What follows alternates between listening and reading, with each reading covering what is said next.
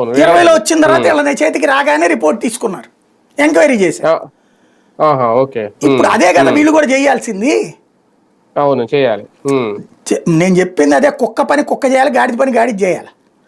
వీళ్ళెవ్వరూ YCP అయినా లేకపోతే జగన్ అయినా చంద్రబాబు అయినా గోవులను ఏమైనా హత్య చేయమంటారా, లేకపోతే నిర్లక్ష్యంగా ఉండమంటారా?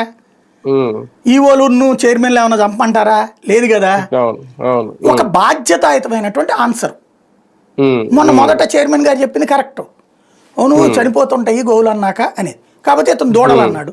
దూడలు కూడా చనిపోవచ్చు. ఇప్పుడు మీరు చూస్తుంటారు, కాన్పు టైంలో వచ్చే అనారోగ్యాల వల్ల చనిపోతుండొచ్చు.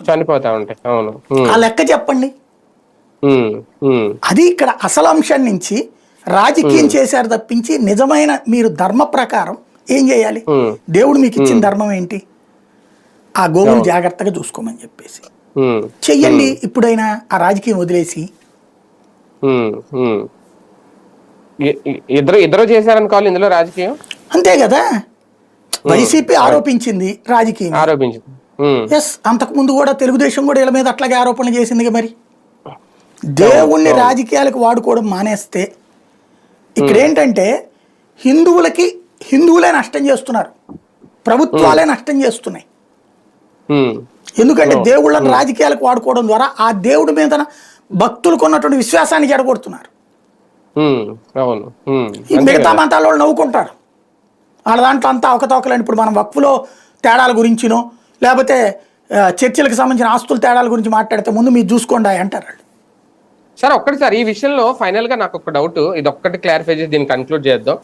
అధికారంలో రాగానే కల్తీ నెయ్యో లేదంటే నెయ్యికి సంబంధించి టెండర్లు వేరే వాళ్ళకి ఇచ్చారు, రకరకాల అంశం అది తెర మీద తీసుకొచ్చారు. తర్వాత వైకుంఠ ద్వార దర్శనం అన్ని రోజులు ఎందుకు పెట్టారు, జగన్ ఆ నిర్ణయం తీసుకోవడం తప్పు, తర్వాత దానికే ఇవన్నీ జరిగింది. కానీ ఎన్నాళ్ళైనా ఇప్పుడు కూడా భూమన కరుణాకర్ రెడ్డి రేజ్ చేశారు కాబట్టి గోశాలలో ఏం జరిగింది ఏంటి అనేది ఇప్పుడు ప్రజలకు తెలిసింది, బయటకు వచ్చింది. కానీ చిత్తశుద్ధితో గోశాల విషయంలో తిరుమలలో ఏం జరుగుతుంది అనేది ఏ పార్టీ కూడా పనిచేయలేకపోతుంది, ఏ పార్టీ కూడా పర్యవేక్షించడంలో నిర్లక్ష్యం వహిస్తుందా? పార్టీకి ఏంటి సంబంధం? చండాల అసలు పార్టీలకు ఏం సంబంధం? తిరుమల అంటే ప్రభుత్వం ఏ పార్టీ అధికారంలోకి వచ్చినా అసలు అనవసరం. అది పనికి మాలిన ఇష్యూ. అది బేసిక్గా ఏంటంటే తిరుమల కొండకు సంబంధించి నిజంగా మనకి జరగాల్సిన ప్రచారం అంటే అన్యమతస్థుల కుట్ర కాదు, స్వధర్మీయుల కుట్ర. ఇక్కడ జరుగుతున్నది ఏంటంటే రాజకీయాల కోసం దేవుణ్ణి వాడుకుంటున్నారు. ఇద్దరు ధర్మద్రోహం చేస్తున్నారు.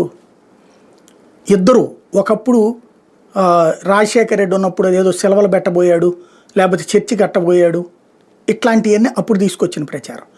Pink diamond నొక్కేశారు,